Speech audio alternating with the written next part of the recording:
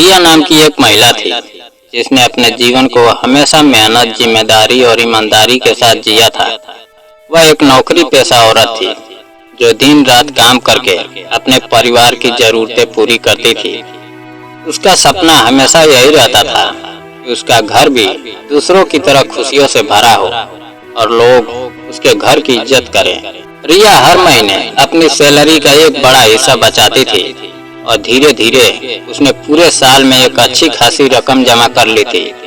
उसके मन में यह इच्छा थी कि इस बार दिवाली वह इतने अच्छे तरीके से मनाएगी कि घर में रोशनी, मिठास और सम्मान सब कुछ होगा और कोई भी उसे या उसके प्रयासों को कम नहीं समझेगा।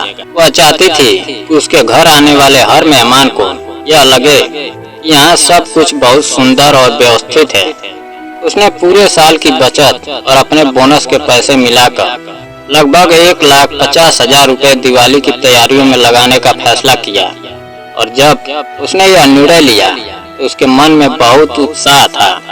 वह बाजार गई और सबसे अच्छे सामान चुने। मिठाई, फल, मेवे, घी, मसाले, सजावट की चीजें, कपड़े और यहाँ तक कि कुछ महंगा समुद्री भोजन भी लिया ताकि किसी को किसी तरह की कमी महसूस ना हो। वह हर चीज को बहुत ध्यान से देख रही थी और सोच समझकर खरीद रही थी ताकि त्योहार में कोई कमी न रह जाए। जब वह घर लौटी तो उसने पूरे सामान को बहुत अच्छे तरीके से व्यवस्थित किया। उसने तय किया कि कौन सा सामान पूजा के लिए है और कौन सा मेहमानों के लिए है और कौन सा रोजमर्रा के उपयोग के लिए है। वह अपने काम से बहुत संतुष्ट थी और उसे लग रहा था इस बार सब कुछ बिल्कुल सही होगा। लेकिन उसके घर का माहौल हमेशा से वैसा नहीं था जैसा वह चाहती थी। उसकी सास आशा का स्वभाव बहुत कठोर था और वह हर छोटी बात पर रिया को ताने देती थी। उसे कभी भी रिया की मेहनत पसंद नहीं आती थी और वह हमेशा अपनी बेटी प्रिया को सबसे ऊपर रखती थी। प्रिया की शादी एक ऐसे व्यक्ति से हुई थी जिसका काम स्थिर नहीं था और घर में अक्सर आर्थिक परेशानियां रहती थी। इसी कारण आशा जी अक्सर रिया से मदद मांगती थी और रिया यह सोचकर मदद कर देती थी कि परिवार है तो निभाना चाहिए। लेकिन धीरे धीरे यह आदत बन गई और लोग उसकी अच्छाई को उसकी मजबूरी समझने लगे। पहले घर का सामान कभी कभी बिना पूछे चला जाता था, फिर यह धीरे धीरे एक आदत बन गई। रिया चुप रहती थी क्योंकि वह रिश्ते खराब नहीं करना चाहती थी, लेकिन अंदर ही अंदर वह टूटती जा रही थी। इस बार उसने सोचा था कि सब कुछ बदल जाएगा, लेकिन उसे नहीं पता था कि आगे क्या होने वाला है।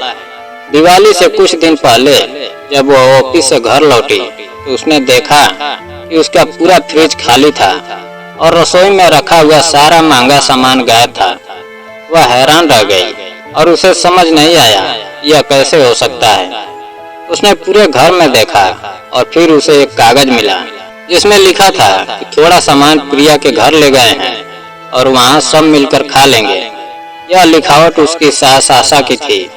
यह देखकर रिया के अंदर गहरा दुख और गुस्सा दोनों पैदा हुआ, क्योंकि उसके लिए वह थोड़ा सामान महीनों की मेहनत और बचत का परिणाम था।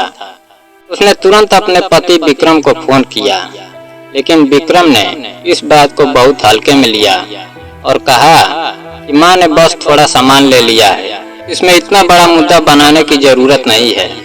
यह सुनकर रिया का दिल टूट गया, क्योंकि उसे लगा कि उसकी मेहनत की कोई कद्र नहीं करता। धीरे धीरे उसे एहसास हुआ यह पहली बार नहीं हुआ था। इससे पहले भी कई बार उसके साथ ऐसा हो चुका था, लेकिन उसने कभी ध्यान नहीं दिया था। इस बार उसने चुप रहने के बजाय सच का सामना करने का फैसला किया। उसने घर के कैमरे की रिकॉर्डिंग देखी और उसमें उसने अपनी सास और ननद प्रिया को बड़े बड़े सूटकेस लेकर उसका सामान ले जाते हुए देखा। यह देखकर वह पूरी तरह टूट गई, लेकिन उसने खुद को संभाला और सोचा कि अब उसे सबूत इकट्ठा करने होंगे ताकि सच सबके सामने आ सके। उसे पता चला कि प्रिया और उसका पति कर्ज में डूबे हुए हैं और अपनी इज्जत बचाने के लिए दूसरों के घर का सामान दिखाकर लोगों को भ्रमित करते हैं। यह सब जानकर रिया को बहुत दुख हुआ, लेकिन उसने तय कर लिया कि अब वह चुप नहीं रहेगी। दिवाली की रात जब पूरा परिवार उसके घर इकट्ठा होने वाला था तो आशा जी ने सबको बुलाया था ताकि अपनी बेटी की छवि सबके सामने अच्छी दिखा सके। घर को सजाया गया था और सब लोग बहुत उत्साहित होकर आए थे, लेकिन रिया ने कुछ और ही योजना बना रखी थी। जब सभी लोग घर पहुंचे तो आशा जी ने गर्व से कहा कि उनकी बहू ने इस बार बहुत अच्छा इंतजाम किया है और सब कुछ बहुत शानदार है। लेकिन जैसे ही लोग खाने के लिए बैठे तो उन्हें पता चला कि घर में कुछ भी तैयार नहीं था। सब लोग हैरान रह गए और माहौल बदलने लगा। तभी रिया शांत खड़ी रही और उसने एक एक करके सारे सबूत सबके सामने रखने शुरू किए। उसने वीडियो दिखाया जिसमें उसका सामान घर से ले जाया जा रहा था। उसने ऑडियो रिकॉर्डिंग सुनाई जिसमें सच्चाई साफ साफ सामने आ रही थी। उसने सभी बिल दिखाए कि सारा खर्च उसने किया था। यह सब देखकर पूरा परिवार चुप हो गया। विक्रम भी पहली बार सच्चाई के सामने खड़ा था और कुछ नहीं कह पाया। रिया रोने लगी और अपनी मजबूरी बताने लगी, लेकिन रिया ने साफ कहा कि मजबूरी के नाम पर किसी की मेहनत चुराना सही नहीं है। आशा जी गुस्से में थी, लेकिन उनके पास अब कोई जवाब नहीं था। रिश्तेदार भी हैरान थे क्योंकि जो कहानी उन्हें बताई गई थी वह पूरी तरह झूठ निकली। रिया ने शांत होकर कहा कि उसने खाना इसलिए नहीं बनाया क्योंकि खाना बनाने का सामान ही घर में नहीं था और वह अब किसी के गलत काम को छुपाने वाली नहीं है।